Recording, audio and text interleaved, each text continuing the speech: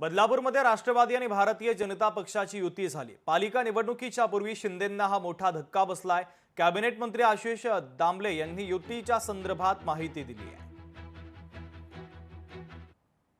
नाही, खरं तर लोकसभेच्या आणि विधानसभेच्या निवडणुकीच्या वेळेसच जे उमेदवार होते खासदारकीचे आणि आमदारकीचे त्यांच्याशी बोलणं झालं होतं, की स्थानिक स्वराज्य संस्थेच्या निवडणुका या कार्यकर्त्यांच्या निवडणुका असतात आणि त्यावेळेस मात्र राष्ट्रवादी काँग्रेसच्या कार्यकर्त्यांना न्याय दिला गेला पाहिजे.